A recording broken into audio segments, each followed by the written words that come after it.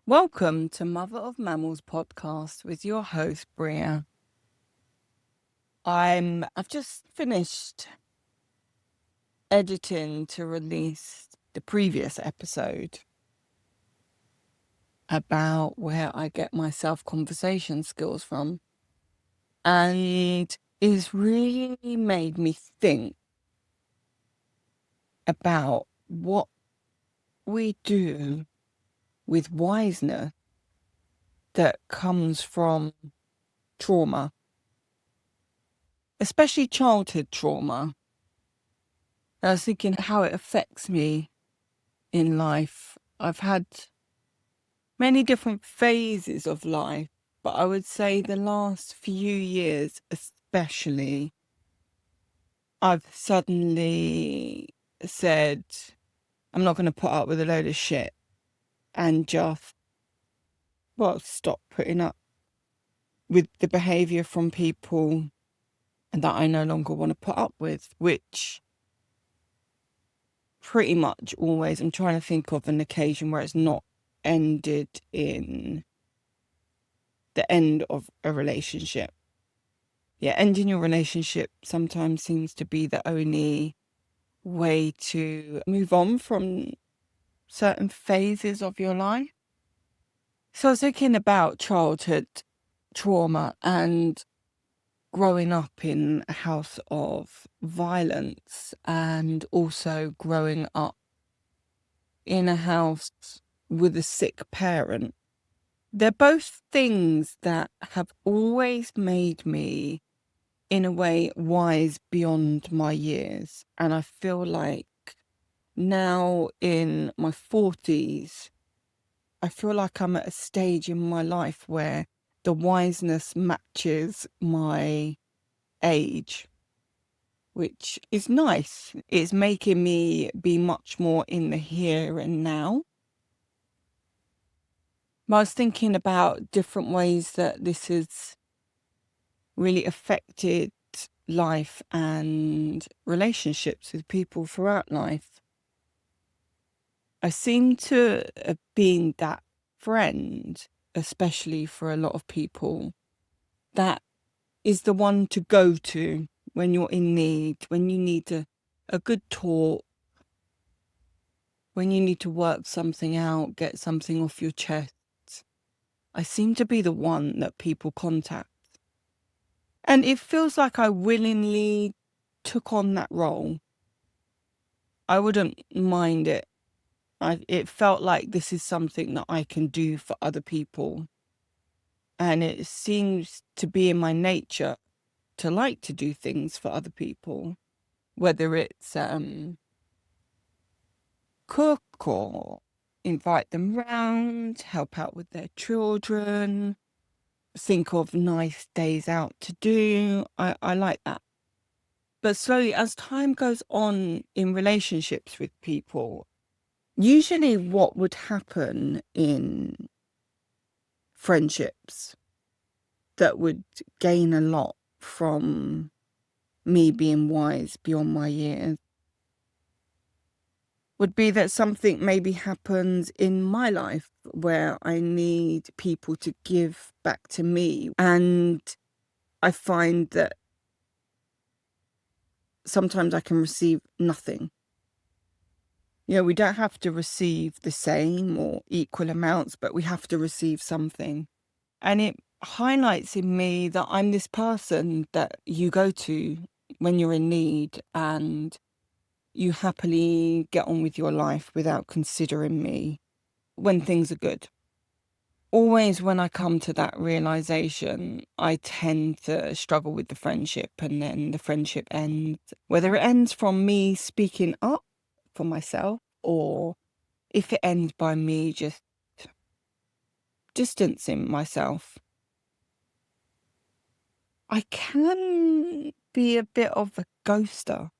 It can get to the point that I'm just so fed up with the way that people are treating me that I'm just done.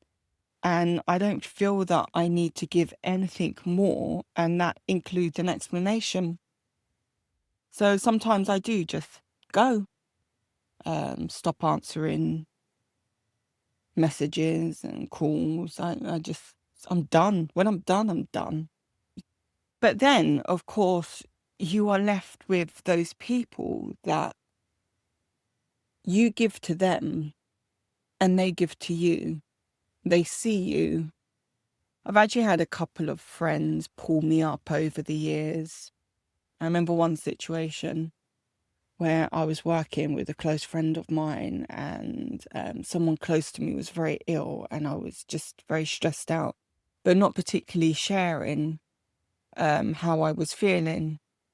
And I think I broke down with her one day, and she really did.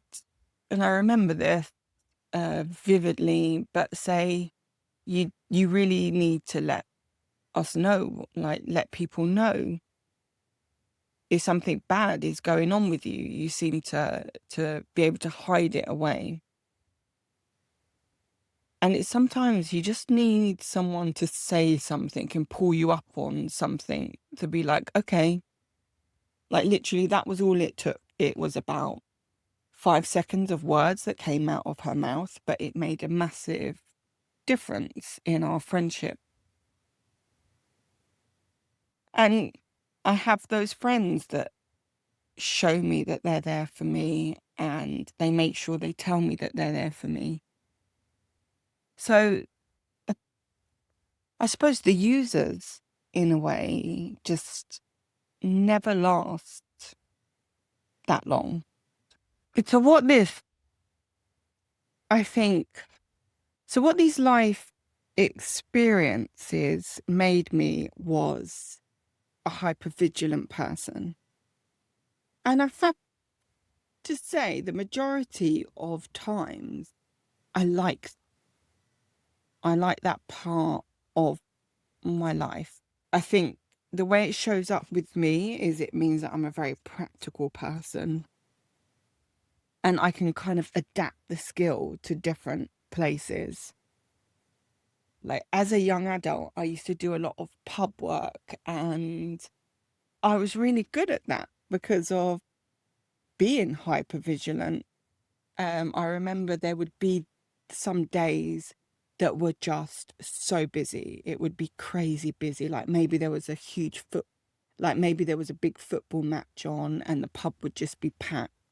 And I used to enjoy like observing, clocking who was there before whoever else, what has to be done before this. So I would know, okay, that person came to the bar first, then that person wasn't there before, so I'm going to leave them to last to serve. And like just being able to interact with the situation in a certain way. And I'm a very practical person. Like I've always done quite practical work. And I feel like it's a skill that really benefits me. I think like this episode might just be like plugging a load of past episodes if you haven't listened to them. But I remember talking about how I am in friendships and that I don't do groups. I discussed this in the episode about the importance of friendships, and that I'm not good in groups. I don't do them. I don't enjoy them. And I think a lot of that is about being hypervigilant. When I'm around just one person, I can feel and sense what's going on with them. And I quite like to be around that one person that means a lot to me, that I know that I'm really prepared to put the conversation or whatever is needed from me at that point in. But when I'm around a lot of people, I can find myself picking up on a huge amount of things, and it's not particularly a pleasant experience for me. Like I can sense by people's tones, like maybe how they are. If you're around people, like say if you're around couples and maybe they've been through something and then they've turned up together, like, and there's an issue, but they're trying to pretend there's no issue. I'm picking up on it, and it does affect me. It makes your heart beat a certain way, I suppose, because we are mammals and we pick up on, I suppose, danger. I'll be around people and that person can say one thing to the other person, but by the tone of their voice, I'm thinking, I don't think that this is an okay situation, even though the words that came out of their mouth seem kind of fine and it's really subtle. I pick up on it. And yeah, I just don't find being around a huge amount of people pleasant for that reason, as well as other reasons, but that is a big part of it. I made a very sure decision a few years ago when I was pregnant with my second child that this all was going to stop. No matter how close the relationship with someone, if it a constant stress for me, it's just done. I need to be able to take that energy that is taken away from me from being hypervigilant and put back into myself and into my children and find the right people for me so that I can start building that village that I need. But it felt like as long as people are draining me, I can't do that. So yeah, huge changes just happened when I was just being like, no, no, no, no, no. I'm just not going to put up with this any longer. And so life has been nice, actually. I kind of learned how to ignore it when it came up. I no longer felt like I needed to take on people's shit and help fix them. It's a very personal thing for me now. Like we have to be very close for me to take on your issues with in-person interactions. We have to be very close for me to be open to take on board your issues, your troubles. And I'm completely open if we have that relationship. But like, yeah, sometimes you just meet people and they just offload. And now it's just like, yeah, that's a warning. Like, I'm just going to keep my mouth shut. I'm not here for that. I deserve to have a life without this. Mother of Mammals podcast is sponsored by her sister company, Citizen of the World, ABC. I've designed a set of beautifully illustrated alphabet cards. Here at Mother of Mammals and Citizen of the World, ABC, I believe to have a true understanding of the world around us, we need to be seeing links. For example, to discuss climate change is to discuss xenophobia, capitalism, natives, propaganda, education, questioning, history, justice, activism, voting, war, diversity, trees, immigration, and so on. Purposely printed as cards so each subject can be placed side by side. These are thought-provoking alphabet cards suitable for all ages, so the levels of conversation can be age or stage appropriate. You can purchase a pack from citizenoftheworldabc.com. You'll find the details in the episode notes.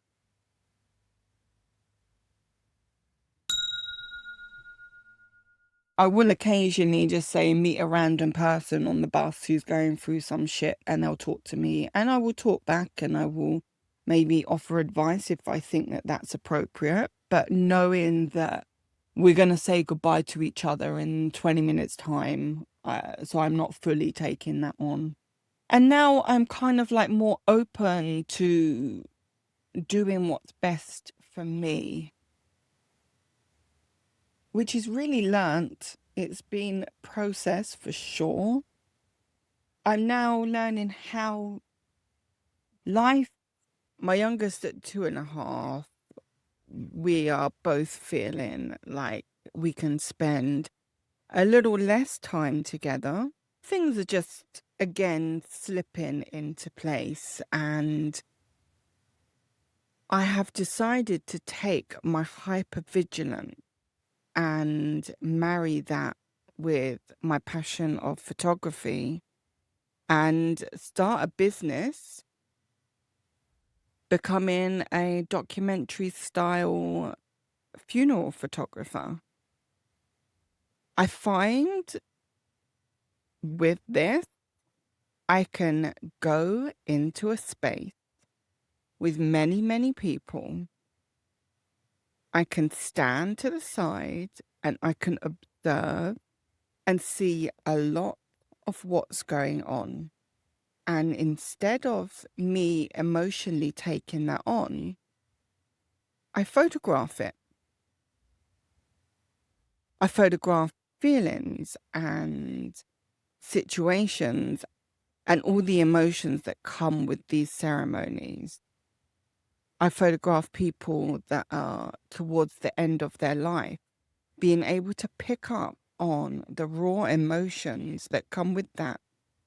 Sometimes happy, sometimes sad, and everything in between. I've really learned to love my hypervigilant, but I've only learned to love it because I've stopped allowing people to take advantage. I'm realizing, in a way, it feels like a bit of a superpower being able to see things in a certain way. But I'm making sure it benefits me first.